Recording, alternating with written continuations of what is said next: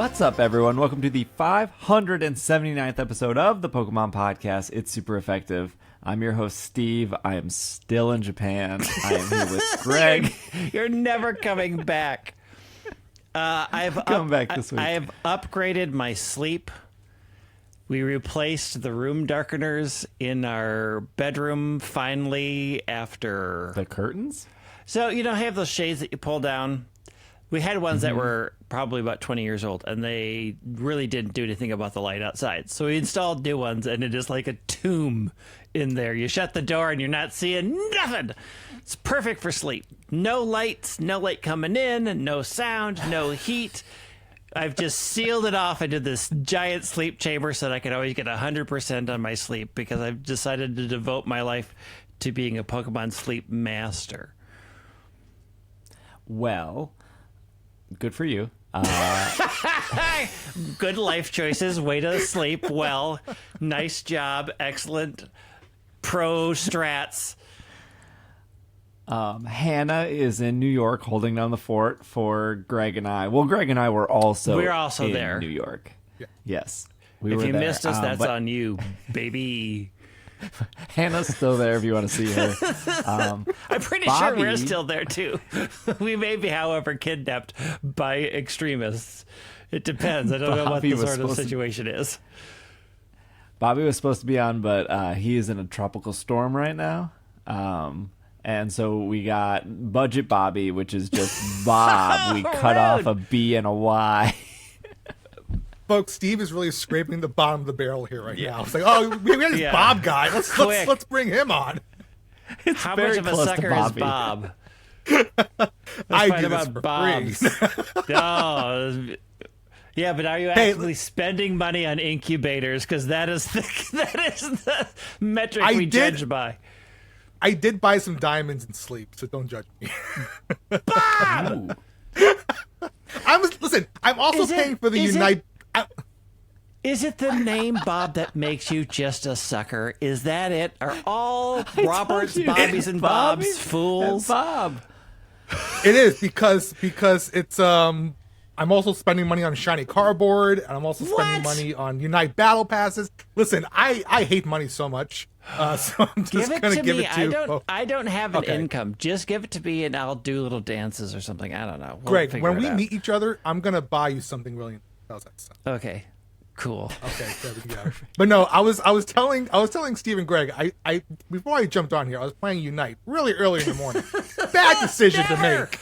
Never play Unite early morning on a Sunday. It's horrible. It's horrible. Those are the people that aren't at church, so they're unsupervised children who don't know how to go south. I don't know as much of Unite as you two, but I know that Unite is very dependent on the times you play. Oh, yeah. Oh, yes. Although I surprised myself yesterday, 6 p.m. Saturday, I had a string of solids. Like, oh, these are good people. And then it hit 7 o'clock, and I'm like, and now I'm in the bad zone. Now we are tanking harder than I've ever tanked in my life. I need to be done, but I have to do my Mewtwo Y dailies.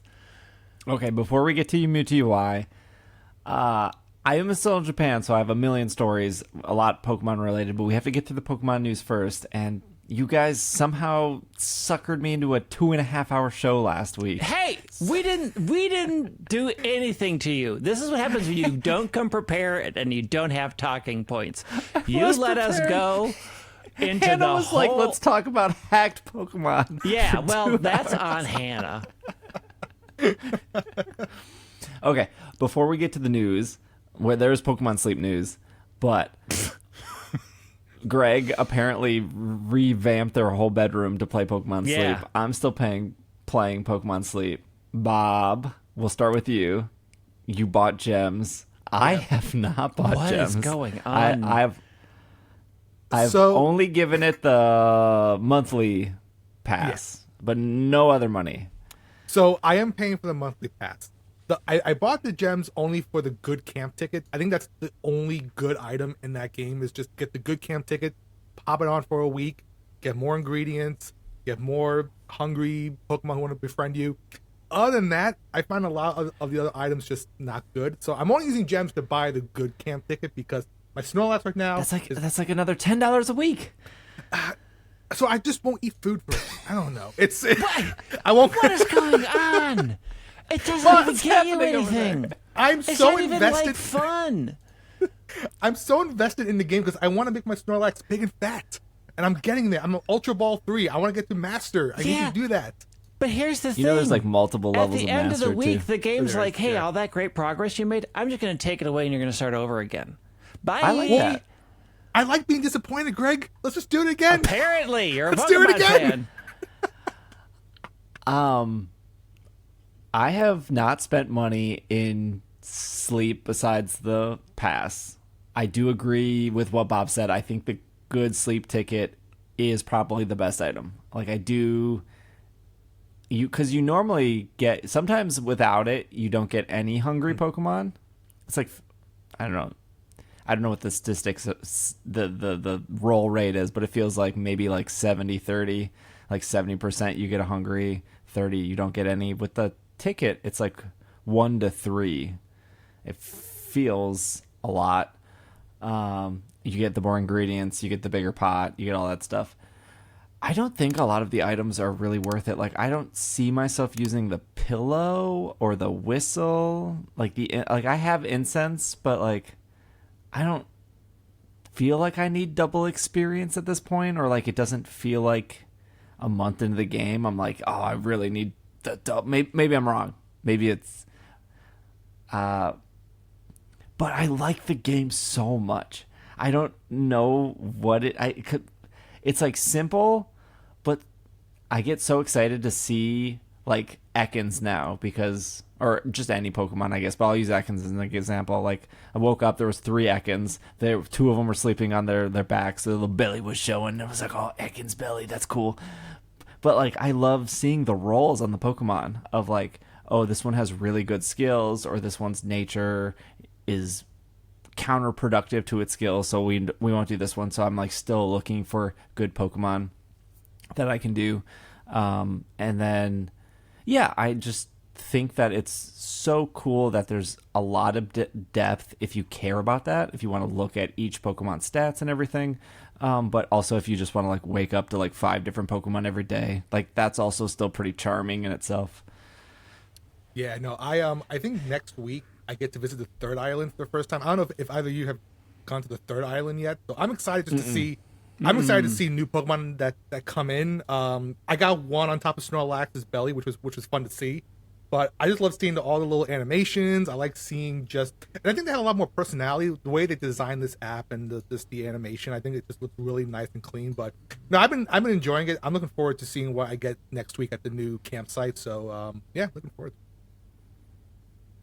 I think the one thing we haven't talked about with Sleep and why I think I like it so much is if you look at like Sword and Shield, Scarlet Violet, Pokemon Go, Pokemon Masters, they all use the same 3D models and they all have like the same idle animation, where Pokemon Sleep doesn't.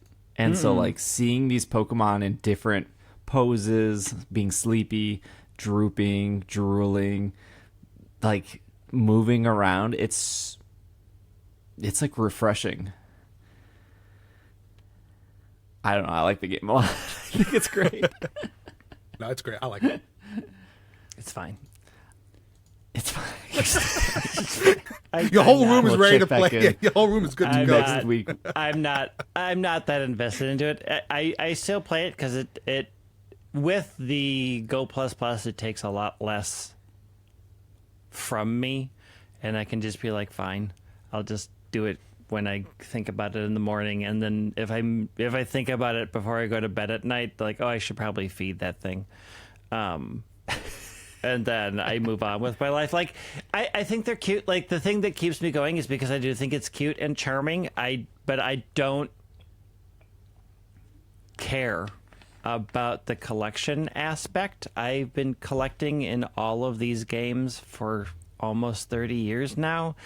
And I'm at a point in my life where I'm like, I have precious little control over what happens in this game. I just wake up, am surprised, or not surprised what's there, give it a biscuit, and move on with my day. Like, okay, it's just I don't want it to take a lot from my life, and I don't let it take a lot from my life, so I'm not that invested in it. Well, you could be invested. This is just my segue.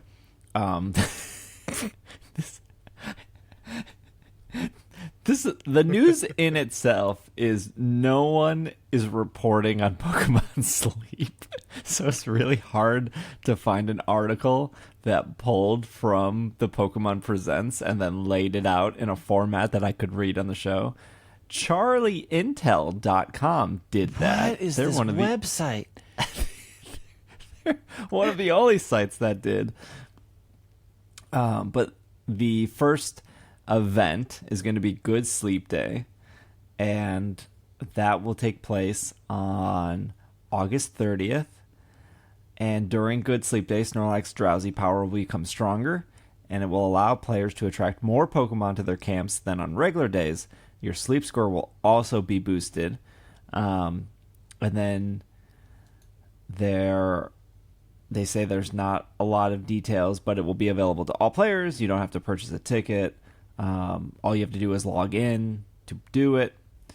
And yeah, I don't know how amazing it'll be, but that's supposed to be August 30th. And then it should end on August 31st. And they're saying it's supposed to correspond with a full moon. I don't know moon cycles, so I'm going to trust that that's right. If we're supposed to get a full moon at the end of August, I'm assuming that's right.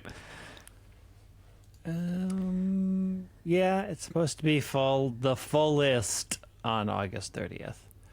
The fullest of moons. Yes. It will be a blue moon, too, apparently. Only the best for Snorlax. All right, we have 2 Unite players here, so let's shift gears over to Pokemon Unite. Mega Mewtwo Y is now available. Mega Mewtwo Y is worse than Mega Mewtwo X, and I don't know why people would want to play Y over X. Okay, I have questions, but let me go through the press release. Okay. A Mewtwo that can evolve into Mega Mewtwo X debuted on the island as a melee all-arounder. Now players can see the other side of the genetic Pokemon by obtaining the Mewtwo Unite, a Mewtwo Unite license that allows them to use the awesome power of Mega Mewtwo Y. Mega Mewtwo X specializes in melee basic attacks and bolstering its defense. Y specializes in ranged basic attacks and raising its damage. They're the same Pokemon, but unlock completely different playstyles. Their words, not mine. I don't know. You guys can verify. Unique experiences. Both Mewtwo's are separate, but only one. That was one of my questions. I guess that's answered. But only one Mewtwo can be picked by each team. If you obtain the Y license, you can obtain license Y Mewtwo. Why did they just change it on me? Why did they put the Y before the Mewtwo? By taking part of the Mewtwo's Crystal Cave Challenge. Eventually, or maybe by the time this goes up, you can buy it with gems. It's like 28. The event goes on for like 28 days. It's not that hard to do. Okay, so don't buy it with gems. Don't buy it. Just like there are so many events happening right now that give you free dice rolls too. Like you can get these licenses really quick. Just do the free thing. Don't pay money for it. It's also saying Y is strong against Buzzwole, but weak against Zoroark. I can not confirm or deny, but that's what Pokemon.com is saying. I mean, yeah, Buzzwole has to get super, super close. So technically, you don't have to get super close with Y. You just stay in the back and pew pew. But okay, so why is the GameCube handle not as good as the other one? So most fights it is difficult to stay out of melee range. Like, there are a ton of things that want to get in close. And so the good thing about Mewtwo X is in those big battles, Mewtwo X gets this huge defense increase. The stats go huge the minute it megas. Like, everybody scatters the minute you see it go mega, because you're like, nobody's going to survive this thing. And it has ways of pulling you to it to, like, nope, you're going nowhere. It can pull you off your base so you stop healing. It like has all of these things that just make it this sort of scary, unstoppable juggernaut. And Y just feels like a worse Decidueye because it has to stay away. It's things, it pushes people away, but so many of these melee attackers have ways of getting in close, like Zoroark, who can just pop to you. And since you aren't getting a defense boost, you're getting an attack boost when you Y. It doesn't matter if you're dead. And it is a less interesting play style in the current meta. There are, I think, ranged Pokemon like Delphox that do that job better, that have better escape, that have better abilities to trap. There's very little reason why you would pick it over the more balanced, established ones, other than the fact that it's Mewtwo. Bob, you can disagree, but that's sort of where I'm at with it. No, Greg, I think you hit it on the head because I haven't played Mewtwo Y yet, to be honest. I've done Mewtwo X because I'm a degenerate. And yes, you're right, you are. the Mewtwo X, You're I the am, problem. absolutely. Listen, I have to play evil if I have to. No, Mewtwo X definitely has that benefit of going in and sustaining a lot of damage. Like, so my build, I use a move called Recover because I like to be in the battle. When I'm Mega Mewtwo X, I'm smashing and I'm getting my defense. I'm also recovering. Also, Side Strike I think is a great move because you can. Future Sight actually. I like Future Sight because you pull someone away into you and then you just go ham on them. I agree. There's a lot more better ranged attackers. Like, I like using Chandelure, Espeon, even Inteleon, just to start crit attacking my opponents because they should be on the outside. Other than that, you go in, you fight. I think that's why Mewtwo X has more sustainability than Mewtwo Y. Mewtwo Y is okay, but if you were like, well, how evil do I want to be today? Pick X You over want to be Y. more evil. Yeah. You want to be more honestly, evil with X. You want to be more evil with even, X and get someone to play Comfey, and then everybody just quits, surrenders at minute 5. Are you saying X is stronger than Zacian? Oh yeah, They've hammered Zacian a bit into the ground, rightfully so. They are sort of hammering X into the ground, but they've brought it into the point where you can still win against it if everybody focuses, kind of like where you had to be for Zacian, but it is still overpowered. And if there's a Comfey on that side, just quit. Just take the penalty, fair play points, and be like, I'm done. Close the game. I'll come back in 10 minutes because this is going to be a miserable experience from start to finish. It is going to be awful. Yeah, you see a Comfey, you see an Umbreon, you see a Lapras, you see a Zacian. You're The like, you know what? worst game I played yesterday was Mewtwo X, Zacian, Lapras, Comfey, and I didn't even remember what the fifth was because it didn't matter. I'm like, a Lane Cinderace. I'm done. Let's call it a Lane Cinderace. Let's just Yeah, it could have been a Lane Cinderace, which is like, why are you there? Good for you. You're trying. So I saw like a bunch of people really excited Mewtwo coming to Unite. Like people that were like, I'm coming back to the game. Oh, yeah. This is the Pokemon that's going to bring me back. They are definitely there. There are a ton of returning players. I see their little icon all the time of you've returned. I've moved into master rank, so I don't see them as often because they're still, a lot of them are still in veteran and expert. But when I was in Ultra working my way up, I would have a team of 3 returning players by the symbol. Like there's a little circle with a person in it. And I'm like, oh, I mean, there's a lot of people who are back for this, especially since you have to play pretty much every day for about 7 days to get both licenses. If you want to get them fast, you can do it in about 7 days. And so you'll see a bunch of people. And then, of course, Mewtwo X was super, super fun to play and super overpowering, and you just won matches. Like, it was the Urshifu problem. We'll push button, win match. And that's sort of how X is. And I think Y is more disappointing because it's definitely not push button, win match. So what are their megas respectfully doing? Because that's their Unite move, right? Is going mega. Their Unite move is not going mega. You hit a certain amount of Pokemon and build up your mega meter, and then you transform. And so when you see Mewtwo come in, everybody's looking at that meter to see how close they are to transforming into X, because their stats explode and they become a juggernaut. And then it lasts, the mega meter depletes, and then they go back to normal. So people just scatter to wait for it to go back to normal because they're much easier to deal with when they're not mega'd. Their Unite hits everybody on the map no matter where they are. It creates a big circle, which is pretty easy to get out of. Once you see it forming, you just eject button or speed out of the circle and you don't get hit. But it's hard in a team fight when you're all clumped together, and it does it because there's just no escaping that. So that also makes Mewtwo X better for their Unite, because they know when everybody's clustered and can hit, whereas Y is hoping, because it's at a distance, that people aren't going to scatter when they see it.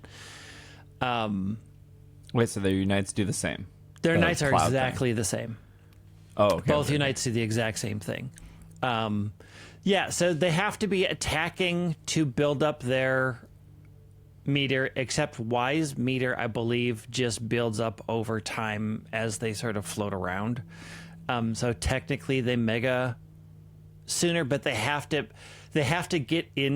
be paying attention to get into fights to make it matter. So you'll see a Mewtwo Y mega in the middle of a jungle with nothing around, like, cool, that did nothing. Like, you weren't paying attention. You didn't get into a fight. You could have helped us. You were that's just wasted. Whereas X is like always in people's faces. And you're always like watching that meter and like, it's too close. I got to run. I need to get off to somewhere else because it's going to destroy me once it becomes mega. I mean, I think that's just a sort of weird design choice they made, but it makes Y less fun to play. It's harder to use its resources. X just does everything better. Yeah, over time, like, you'll start to, I think since now that Mewtwo X has been out for a little bit, you can play around Mewtwo X a little bit more effectively, especially with the Unite move. Unless I get sent back from a hoopa hole, and I die in home base because Mewtwo's thing fire. But you start to see like these openings in their weakness. So like Greg said, you can see the gauge going up. Do you retreat back? Do you not engage in that fight and let them waste their mega moment? But yeah, I think if you're coming back to the game, Mewtwo X is really, and Mewtwo Y in that sense, is really appealing for new players to come back into the game. I think that's what Pokemon Unite wanted to do is, hey, we have a Pokemon, this Pokemon. Yeah. Easy. It's incredibly popular. Yeah.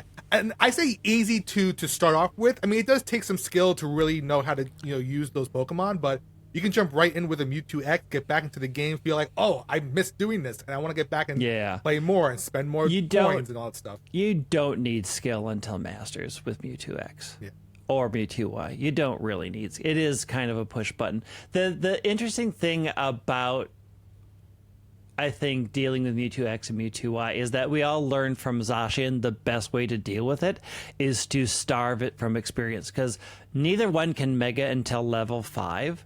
So if you can invade jungle, steal its experience, go hard on it in lane and steal it, like, the longer you can keep it from getting to level 5, the better off you are overall just being able to deal with it. And so, like, the same things we learned about when you saw Zacian, which is just run and eat all the experience as fast as you can. It doesn't matter if you die as long as you are stealing that experience, so it cannot raise its level to get to 5. You'll have a better time. Yeah, Jungle Invade is becoming a bigger thing because of that, because a lot of Mewtwo's go to jungle, so you'll see Inteleon running in there to just steal everything and get out, because it can really well get in and steal since it's invisible. I'm surprised there hasn't been more Sableye going into jungle, because Sableye does do invisibility and stealing a lot better. I just think they've slammed that poor little guy so far into the ground that people are like, nah. I've stopped playing it, so. Last Unite question. Now that we've seen 2 Pokemon that, well, Mewtwo's the same, but X and Y, you can only pick one, right? You can't have both. And now we've seen Mega. Do we see them introducing Mega Charizard down the line? And then there's 3 Charizards, regular, Mega Y, Mega X. Only one can be on the team. I mean, I wouldn't put it past them. I mean, again, everybody would come back for a Charizard event. I think that I mean, the thing is we all thought it would be difficult to tell the EVs apart, and they fixed that with the symbols. So you would know which Charizard to get. The issue with that is it already takes Charizard level 9 to become a Charizard, so it feels weird to have them say you wouldn't get your Mega ability until you became a Charizard at level 9, and the only way they would fix that is by moving those evolutions up, which means they would have to do evolutions of a Pokemon so fast that it wouldn't feel right. I could see them doing it, but I think they would need to really figure out what they wanted. I think it would be more likely for them to change the Unite move to allow it for its Unite to make it Mega for a longer stint than how they're doing it for Mewtwo. I could see that working and then being able to keep, because like we've already proved with Dragapult that they'll do whatever they want with Unite timers. Like Dragapult is like, I have Unite every 2.5 seconds, so let's go. So they could definitely introduce that and make it clear. Like they fixed the EV problem, so everybody knows what EV you're dealing with. I think they could do it, but I think they need to be very thoughtful about how they do it, given the long time it takes for a Charizard to become a Charizard, especially if that player is bad and just keeps going to lane and running in and dying. Like there's nothing more frustrating than having a Charmeleon at Rayquaza and you're like, what have you been doing this entire game? I'm an Eldegoss and I'm a level 12. Like what is, I am support. Favorite Pokemon is Charmeleon. Bob, what do you think? You know, I like when the game is trying to bring in other types of mechanics into it. So I think the way they did Mega Mewtwo X and Mega Mewtwo Y was great. I agree with Greg. I mean, if you want to bring like a Mega Charizard in, you need to probably have a different license for it, and it has to be built differently. So it's a different Charizard build. The levels will scale differently, the stats will scale differently, and then you can choose the path you want. I mean, I'm a big fan of how they do Scyther. Like, you decide if you want to stay a Scyther or you can go into a Scissor. I know I'm thinking of some other Pokemon that could work with, or there's some other Pokemon maybe like, what if, and you know, this has been a talk for like months and months back before we got the Mega Mewtwo's, is, you know, what if there's a Mega Stone item in the game, and you know, what if some Pokemon can use a Mega Stone and go into a Mega form for like a little bit. So that could be another option if you have some Pokemon that you can just Mega evolve. Like, let's say you're playing as Gardevoir, and maybe you want to Mega into Mega Gardevoir for 5 seconds, 10 seconds. That may come down the line, but other than that, I think.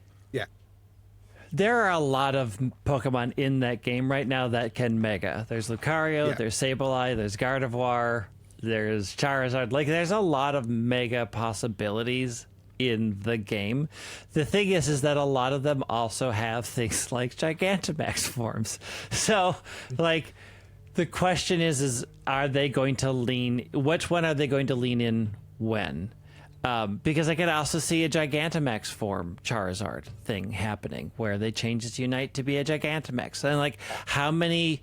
The question is how many of the same Pokemon do you add to your game before it feels like this is really stale? Because technically, Well, let's look you at can Pokemon have Masters. They have 4 or 5 Charizards. So, yeah, I will argue that the difference about that is that you aren't paying attention to the Pokemon. You're paying attention to the trainer. Like, Pokemon Masters is a trainer game, and everybody is focused true. on the trainer and doesn't really care so much about the Pokemon that they're with, because Masters has done such a brilliant thing about making all of those characters memorable. They have incredible storylines. They have personalities that you haven't set. The fact that Cyrus refuses to destroy the universe because he doesn't want to lose his weird friendship with Sophocles, which is like the weirdest timeline that we're in, but it works really well in that game. And you're like, aw, Cyrus finally has a friend. It's a weird bad friend, but he's got one, I guess.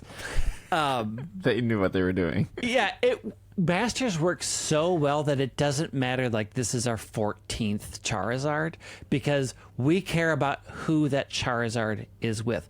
Like, there's 2 Ho-Ohs, and you're like, both of them feel different, because one is with Silver and one is with Morty, and their storylines are completely different, and you have a different relationship with them. That doesn't happen in Unite. Like, you could care less about your trainer in Unite. You rarely see them. You see them on the splash page, and that's it. You are focused on your Pokemon and what that means to you. And I think if they add 7 Charizards, they really need to be very careful about that and understand that their audience is identifying with a specific Charizard. So if one becomes really bad, you're making a bunch of those players that love that Pokemon feel like they're not supported in their game.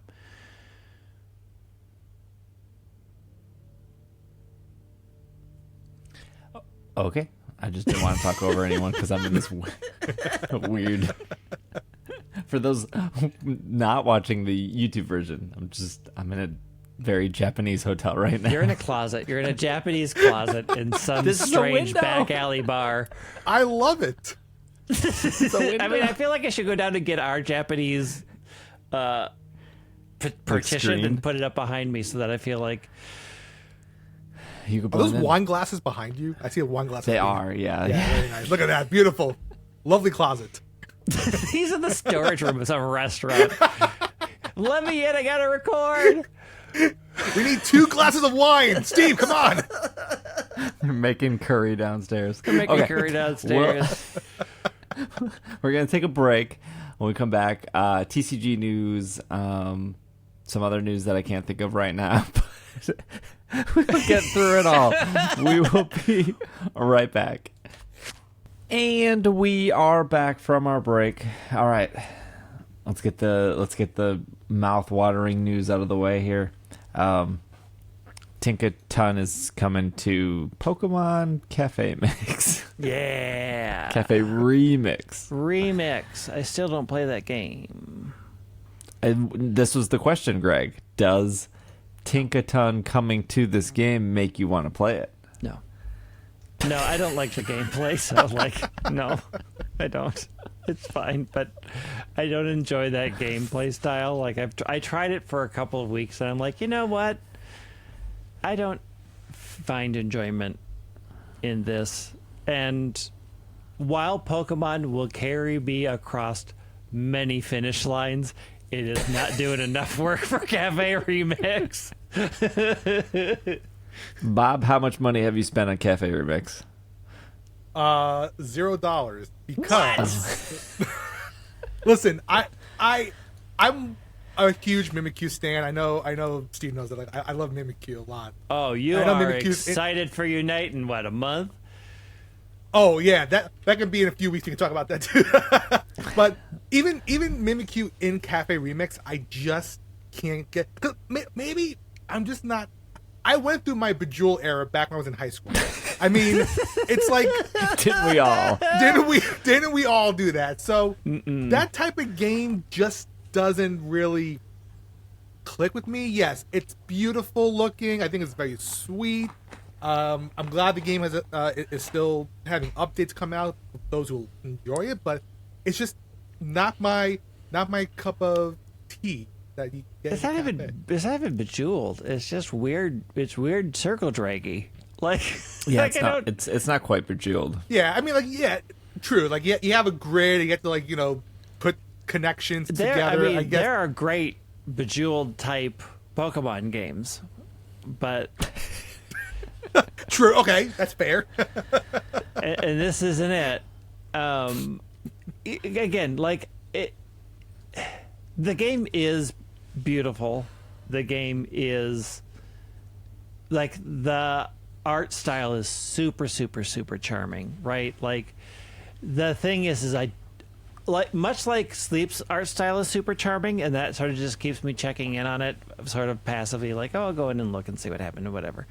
Cafe Remix gameplay just is not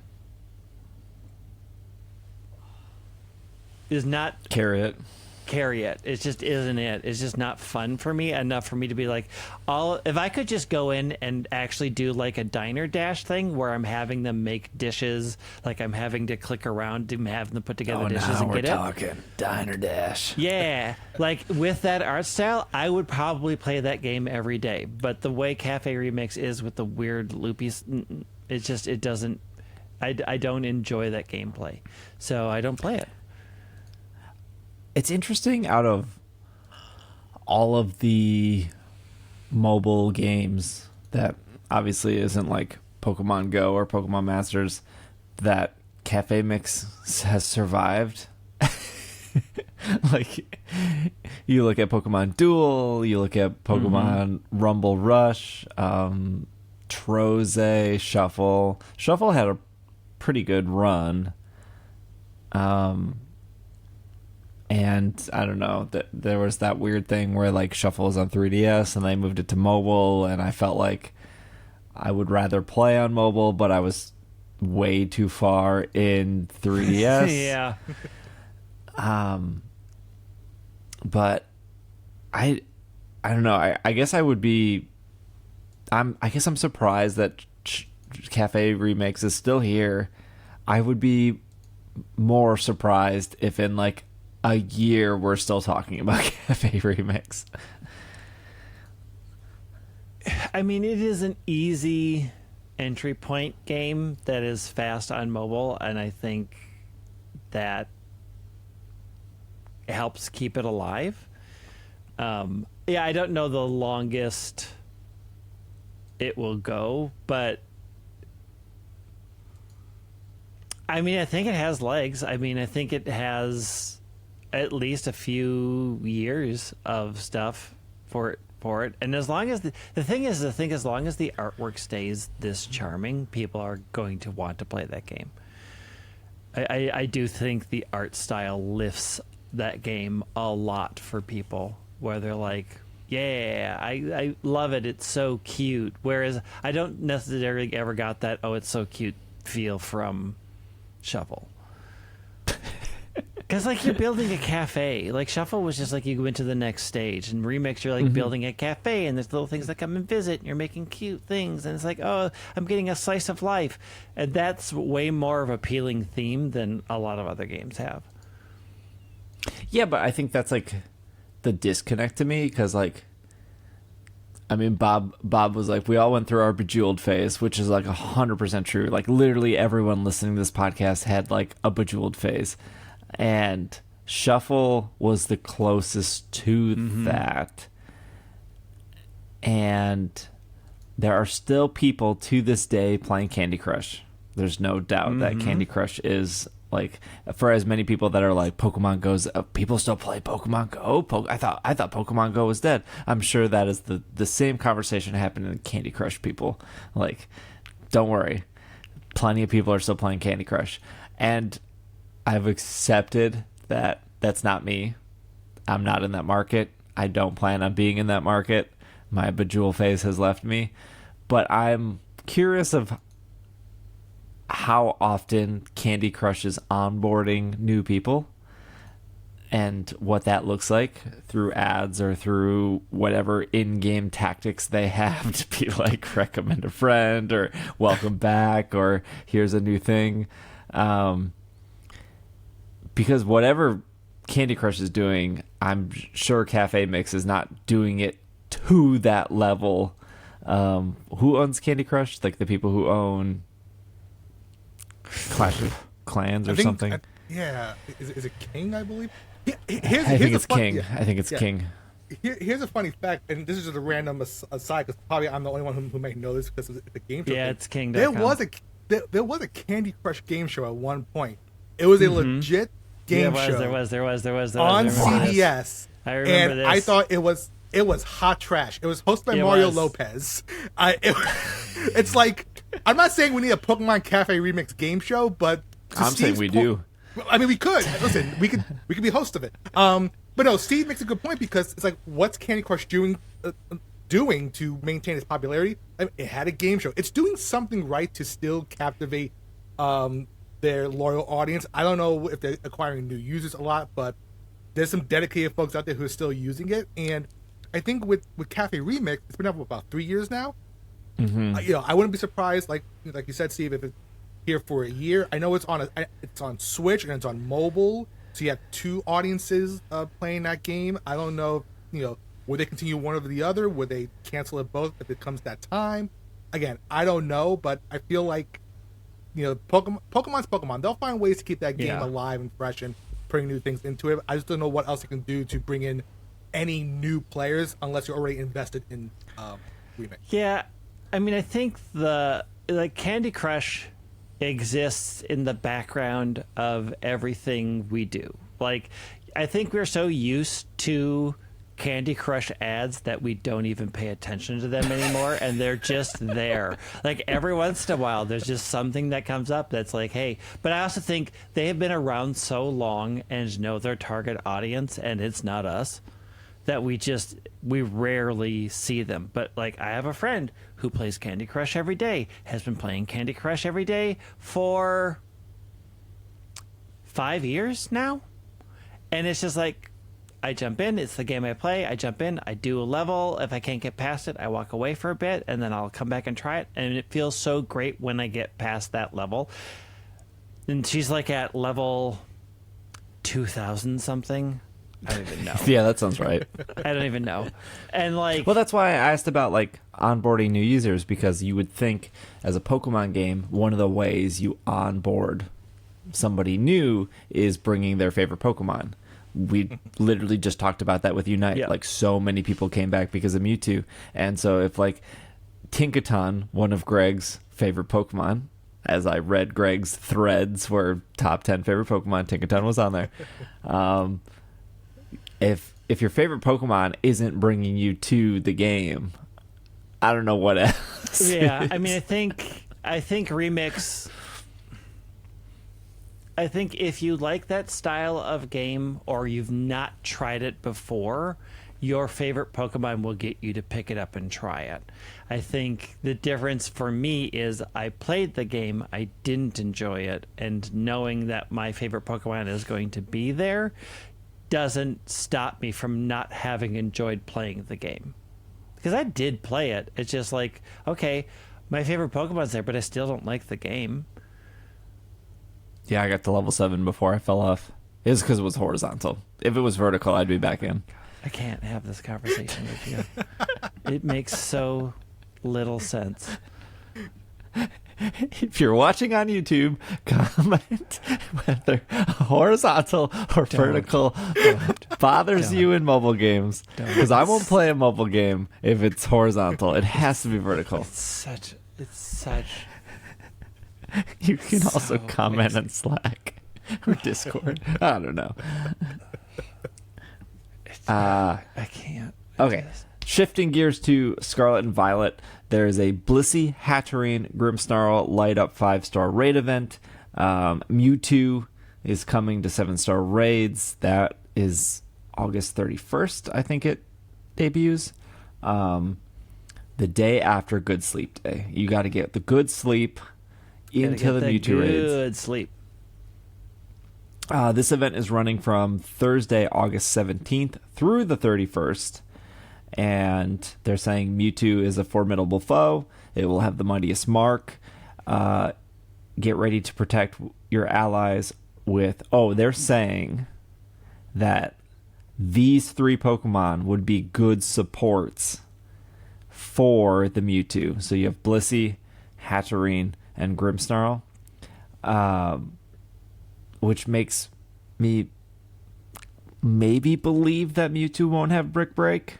I mean, Mewtwo's a special attacker anyway, so it having Brick Break would just be to mess with us.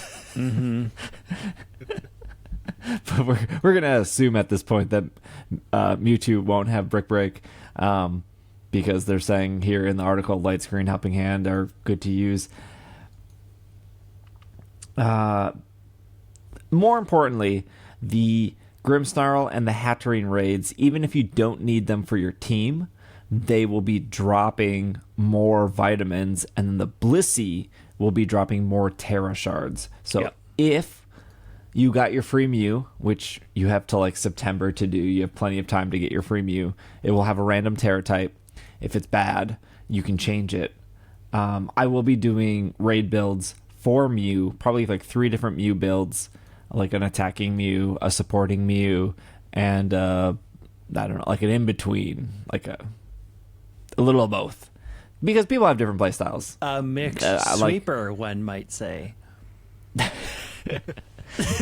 there are some people that just love playing support in raids. There are some people that just like hitting the big attack button. So, I have a Dark Mew that's just going to carry me. I'm going to leave it at level 5 and just see what happens. Perfect. Great. While you were shopping in Japan, I was doing Blissey raids on my Switch. Oh, yeah? Were they dropping good? Were the drops good? They were fine. I mean, it was just a ton of Terra Shards. I did a couple Grimmsnarl and a couple of Hatterene that had decent ones. I'm like, ooh, these just take too long, so I'm just going to do Blissey raids. The other ones just took too long, and I'm like, ooh, I don't want to be here forever. I don't see why Hatterene or Blissey or Grimmsnarl, they all seem fine. They all seem that would be fine against Mewtwo. If you're getting a free Mew, like, Mew's stats are supposed to be boosted against Mewtwo. Mew can learn pretty much every single one of these moves. I mean, both raid battles, they both Hatterene and Grimmsnarl use their screens to be like, hey, these Pokemon have screens. Like, wink, wink. hey. Fighting, which is also why I was like, oh, these take so long because they put their stupid screens up, and I don't want to be here all night with these randos. I'm just going to do Blissey raids because while Blissey can sometimes heal people or heal itself, like, it doesn't put up screens. So I'm just going to take an attacker and get through this really fast. I have been working on this Goliath of a YouTube video of doing 100 6-star raids, not 7-star, because those are usually more prepared for. 100 6-star random raids, and I'm documenting every Pokemon people bring, their levels, everything. I'm like 30 out of 100. The craziest statistic I have from this is almost no one of these random people have held items. That's the craziest statistic. It's not like Iron Hands. Well, there's a lot of Iron Hands. It's like who's fainting the most, who's bringing like level 70 Pokemon to level 90 raid. It is just no one has held items. Yeah, I forget because they aren't in my party. They're in the box, and when I'm in the box, I usually take things off to be like, I might use them for something else. And then I straight up promptly forget. And I select the thing going into battle, and I'm like, oh, I never put it. Well, whatever. Whatever. Like, I forgot it, and I can't back out. I can't go in and put it on. Right. I spaced it because it's in my box, and I don't keep items on them in my box because I have to move them around for 7-star raids. So I never think about it. Not even once, until I've hit confirm, and I'm like, oh, right. Well, whatever. We're just going to get through it because it's just going to be the thing. And I'm doing support anyways. So, I think that's not that surprising. I think when you get into a raid and you have to pick something from your box, you didn't put it, especially since the game's like, do you want to put this in the box? Yeah. Do you want to take the item off before you put it in the box? Oh, yeah. Put it in my bag. I think maybe this is a thing that I carried over for competitive, but like when I'm building competitive Pokemon, the held item stays on that Pokemon. And then when I started doing raid builds, it was like, well, I'm putting the Shell Bell on my Samurott, and I'm building a new Pokemon that needs Shell Bell. I'm going to just buy a new Shell Bell. I've probably... This is like the first Pokemon game where I think I've purchased like 10 of every held item, because I'm like, well, this Pokemon needs a Shell Bell, this needs a scope lens, this one also needs a scope lens, this one also needs a scope lens. My brain is like, oh, I have one of those. I don't need another. Oh, once it's built, it's in the box with everything it needs. That is very interesting as the habits you develop from the different sides that you've played in the game. Because I never, ever think about held items until it's too late. Yeah, I mean, like, if you look at the normal Pokemon player, they're probably not using held items. Maybe they've never done competitive, or maybe they don't know that even exists. I think, to your point, Greg, the more you play these games, the more you realize, oh yeah, held items can actually make a difference, and do make a difference in the stats of your Pokemon. So, yeah, I'm curious to know from this study you're doing, Steve, this very deep study. It's killing me. It's also interesting, I think, because raids are so swingy. If you have a good group, the held items will make it go faster, but you could probably get through it anyways. And if you have a bad group, a held item is not going to save you in any way, shape, or form. Exactly. Oh, yeah, that's true. If you have a level 60 Iron Hands, it doesn't matter if I have an Assault Vest on. Walk away. That Iron Walk Hands away.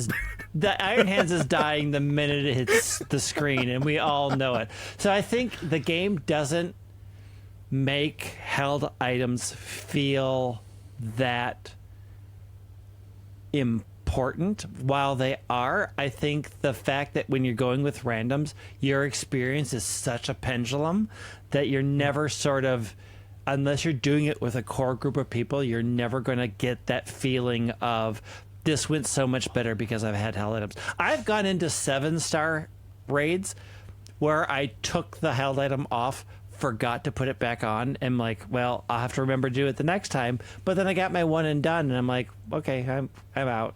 And then I never did it.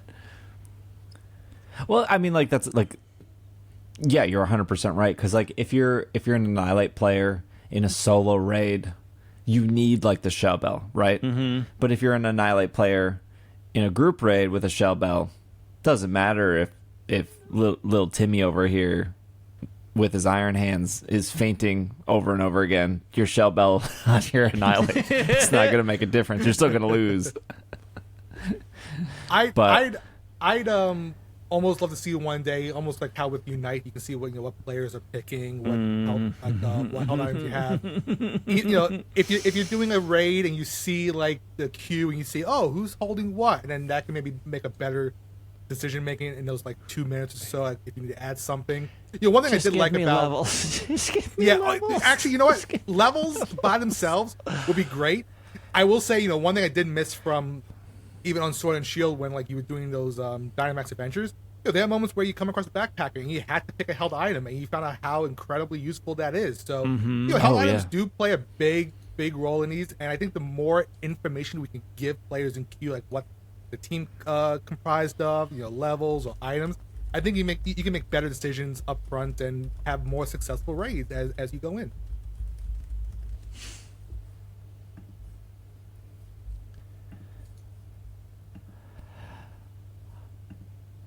Speaking of Pokemon stuff happening very soon, well, sooner than Mewtwo coming to Scarlet and Violet. Jeez, I almost said like Mewtwo. Well, Mewtwo's in a lot of stuff right now. Mewtwo's everywhere.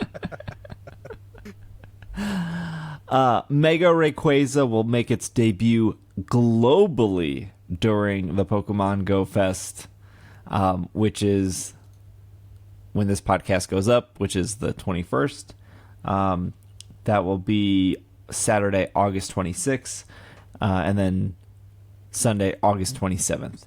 Each day is a unique experience. So this is the $15 ticket. I am sure there are still people very upset that it's not the $5 ticket that was 3 years ago. I don't remember. It was whatever year Google Play sponsored the event. It was the 5-year anniversary, because it was 5-year anniversary, $5. Google Play was the sponsor. They haven't had a big sponsor since. Who knows why? Maybe they're not selling enough of our data to the right companies to get a big enough sponsor. I don't know. But wasn't last year it was... No, that was the Hoenn tour. It was free instead of charging us. But then everyone was like, it was bad. But it was like, it was free and bad. I don't know. This is like $15. Here's your experiences. Lure modules will last for 1 hour. Friendship bonus damage during raids will be twice as effective. Remote raid limit. Thank goodness, Niantic. Hey, instead of you spending $2 a raid 5 times a day, you get Niantic's blessing to spend $2 a raid 20 times a day. Niantic will bless you to spend $100 in their game for not 1 day, but 2 days. Greg, get your wallet ready. Vroom. Rev it up. Nope. No, thank you. The following Pokemon will have featured attacks if they evolve. Butter, if you evolve a Metapod. I'm just going to say the final Pokemon. So if I say Butterfree, obviously Metapod is the Pokemon you evolve. Butterfree will know Bug Bite. Sandslash will know Night Slash. Clefable will know Pound. Flygon will know Earth Power. Salamence will know Outrage. And then Metagross will know Meteor Mash if you evolve those. Now, we have 2 different days. We have Sizzling Saturday and Sensational Sunday. I love it. It's a $15 event, by the way. Sizzling Saturday, we'll have the Quartz Terrarium, the Pyrite Sands, the Malachite, Wilderness, and the Aquamarine Shores. These will feature a bunch of Pokemon, but there will also be a Pikachu wearing a different crown in each of these, and they'll rotate every hour. The event is 8 hours long, correct? 10 to 6. So you will get 2 chances to get this Pikachu. 2 hours for each Pikachu, so who knows how easy or hard it will to get this Pikachu or the shiny version if that's what you care about. Snorlax wearing a cowboy hat is coming back. That will be in the Wilderness form. So, and I'm not going to go through every single Pokemon. There's a lot of Pokemon. There will also be... Well, I guess we did the moves for Go Battle League. That's mostly Go Battle League stuff. 1-star raids, all the Pikachus wearing the crown, plus Gumi. I say this every year. There will be a Gumi Community Day. Mm-hmm. They're baiting you. Do not fall for this. If you... Whatever. It's your money. If you want to spend it, fall for it. But we're good. As soon as Gumi Community Day is announced, all the people who have fell for this trick, which is like the 4th year in a row they've done this, they're going to complain that they worked so hard to get their shiny Gumi, and now they're just handing it out for Community Day. Like, whatever. You spend your money and complain. I don't know. That's what I do on this show. So feel free. Don't fall for it. 2-star raids will have Carbink. The only people who care about that are people who care about GBL, because Carbink's really good there. 3-star raids will have a Snorlax wearing a cowboy hat. Primal raids will be Kyogre and Groudon. And then of the next day, I think, is Rayquaza. So, Sensational Sunday, there will not be rotating habitats, but instead any Pokemon from Saturday will appear in the wild. Maybe Pikachu? They said any Pokemon, so maybe the Pikachu. The True Star will be Mega Rayquaza.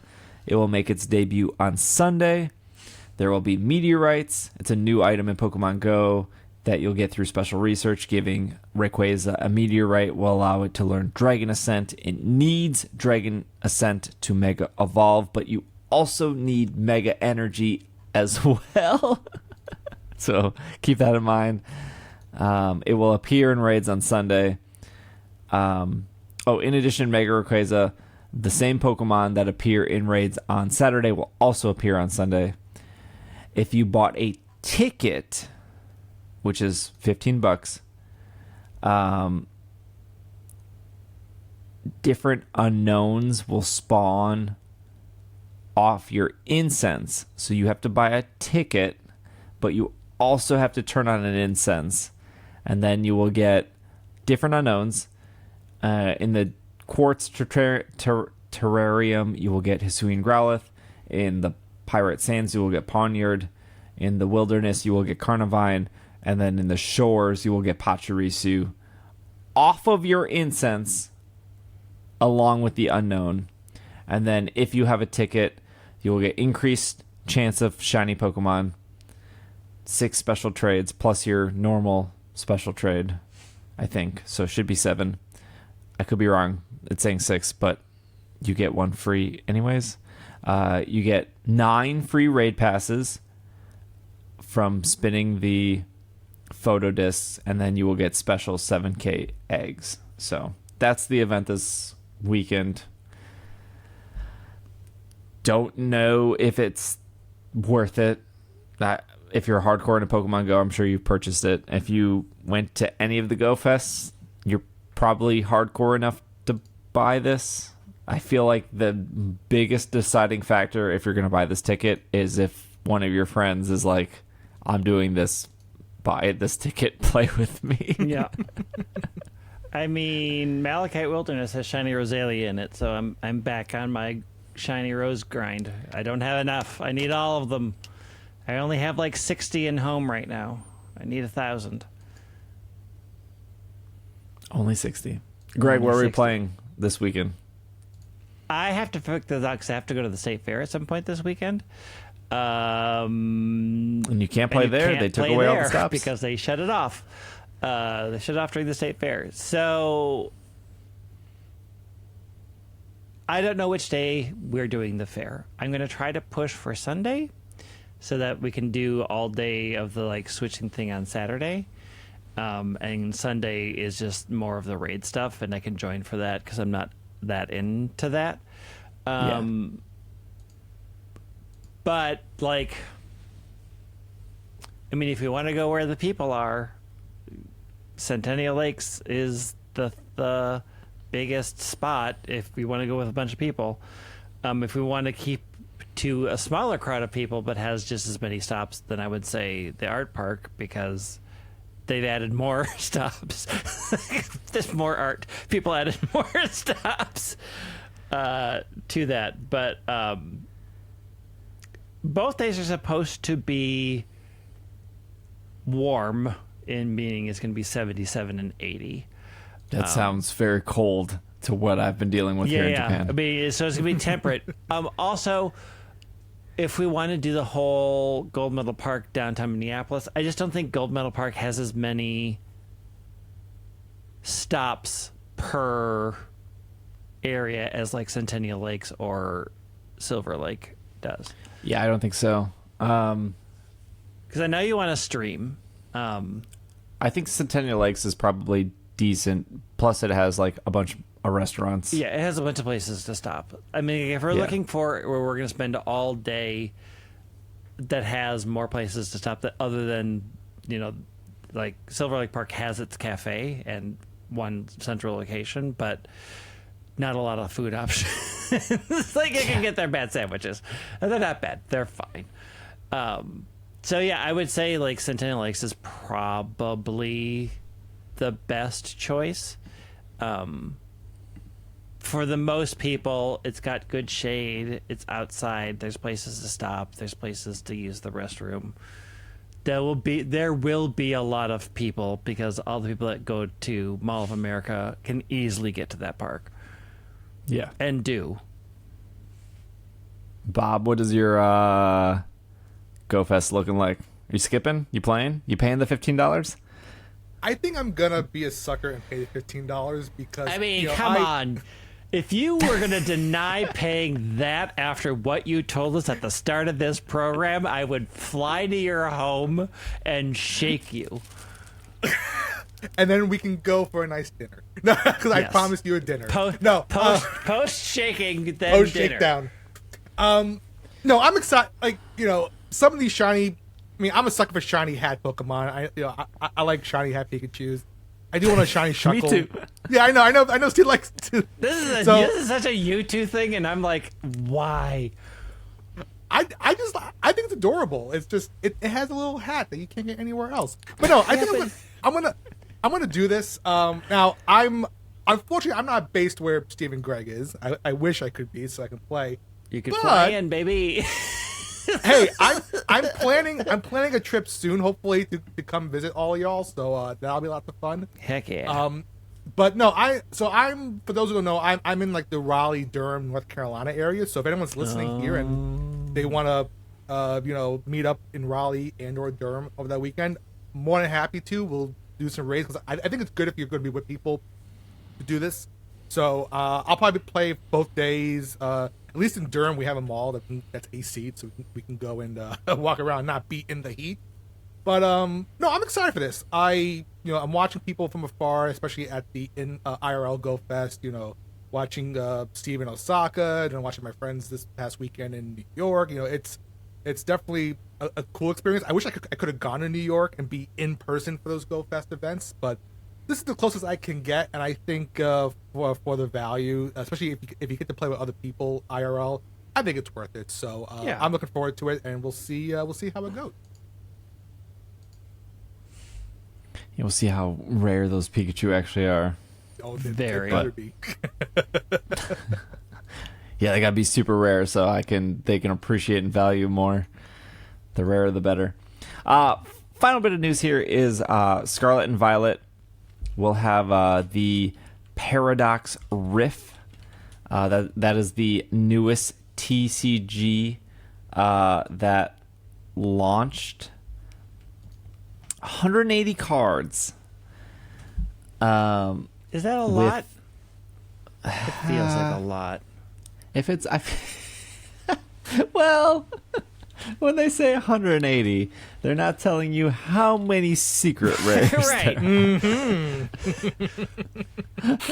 I would say under 200 is pretty okay.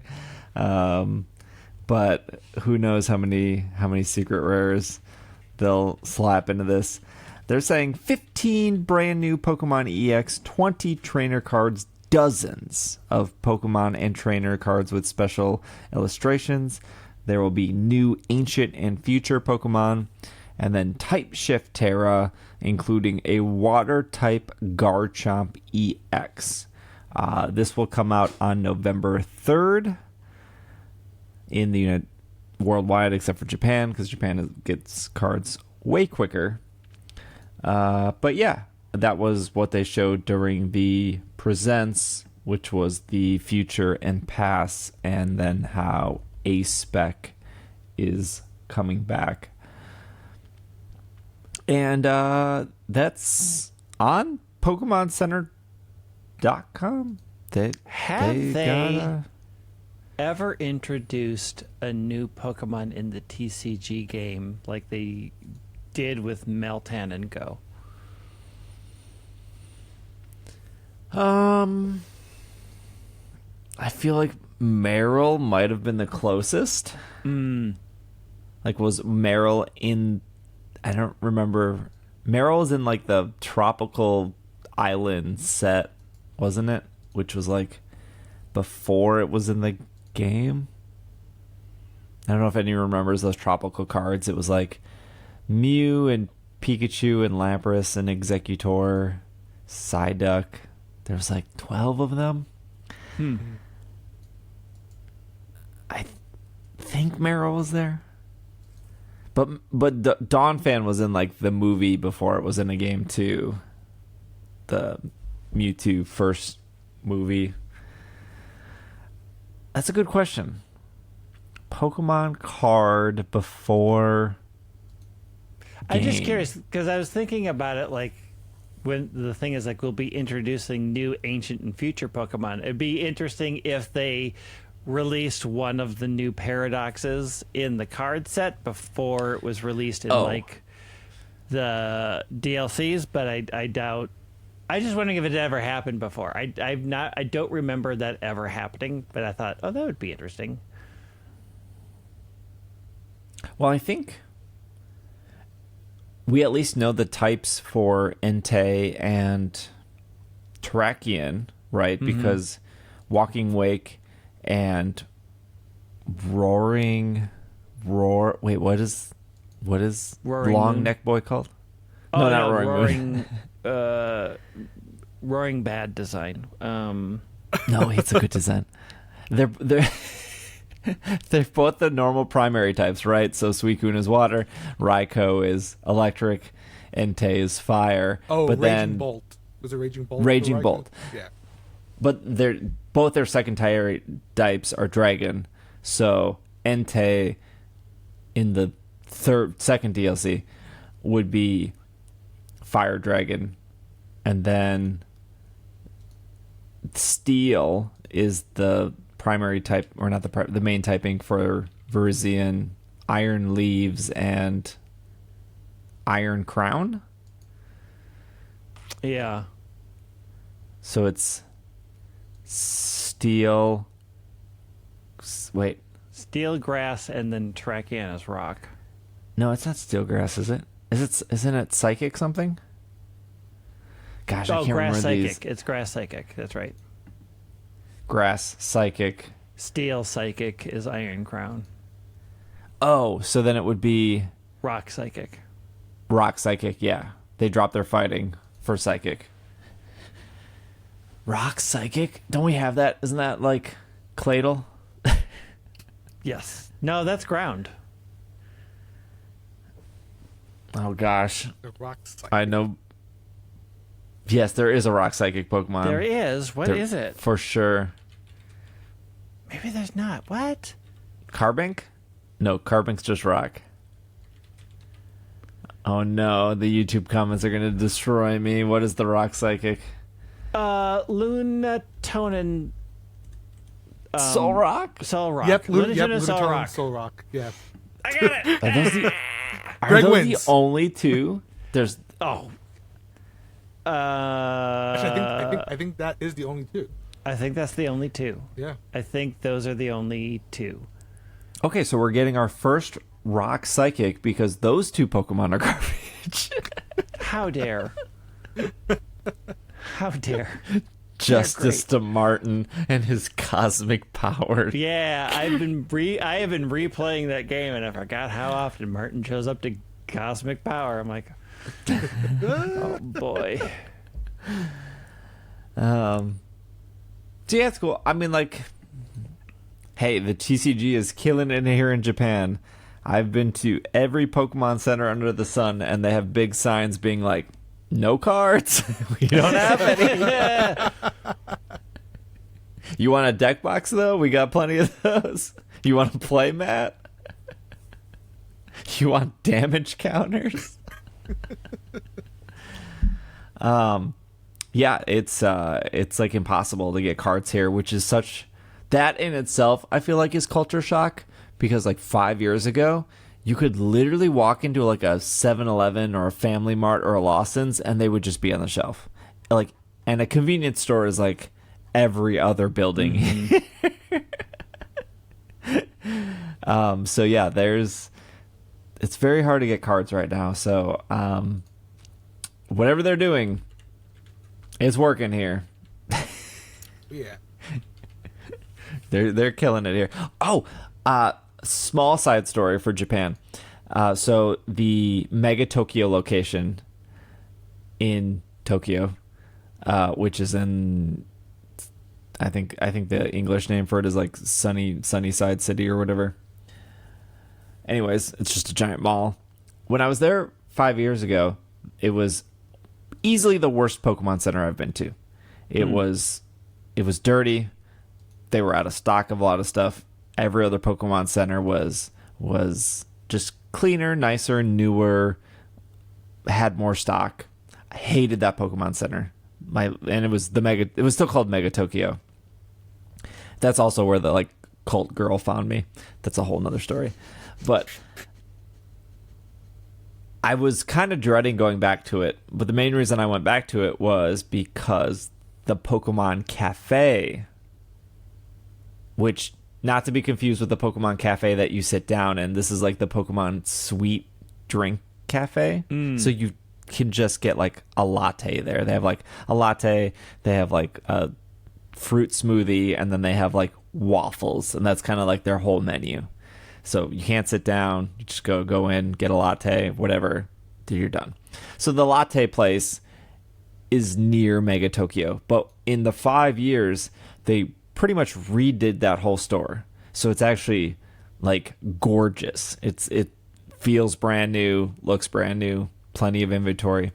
But they also have a whole TCG area, which they did before, but the TCG area is like more new.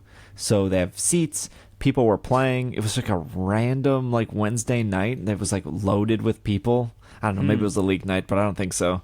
And then they have like a whole Pokemon Go area, which you can just go there, and like there's like a gym in the middle. So if you take the gym, your name will appear on the screen, which is cool, and it shows what Pokemon you put in. It was impossible to take it because it was all like Blissies and Chanseys. And I was like, I tried, and I was like, oh no, these people, they're on it. Like they are. They're like, whoever put their Pokemon in, they're watching them like a hawk. So this is a waste of time. But it was just like a nice place to stand in there, and like me being like the only white dude standing in here, the Japanese people were like, oh, he probably has Bouffalant. He's white. He's not like us. So it was cool to have like an area dedicated. I don't know how busy or not busy that area ends up being. Probably on like a Saturday or Sunday it's slammed. But it was just like a cool experience of, here's a Go area, here's a TCG area, here's a cafe, and then here's the Pokemon Center. All in like this. It was almost like Pokemon took over that entire floor, whereas like when I was there 5 years ago, there was like an Abercrombie and Finch like across like, the hall. Like that's gone now. It's just all Pokemon stuff. So still sold out of TCG cards, but if you had cards and you had a deck, you could sit down and play, which would be cool. But yeah, it was cool to see that like kind of revamped. And now if somebody's coming to like Tokyo, I'd be like, oh yeah, definitely go to the Mega Tokyo and get a $7 Jirachi latte. It's just a latte. The Jirachi doesn't make it any better. But it's full of wishes. True. Well, I think that's our show. We made it through. Bob, not in a hurricane or tropical storm. No, Bobby. I'll be at Dragon Con at the end of the month. So come, if you're at Dragon Con this year, I will be there as an attending professional. So I'm on the websites and stuff. So come say hi. I don't have a ton to do, so I'll be walking around saying hi to people. Bobby, you're not on the show often. Where can people find you? I stream on Twitch. You just look up Buzzabob on Twitch, and I'm on X still, and Thread and Buzzabob No. TV. Get rid of X.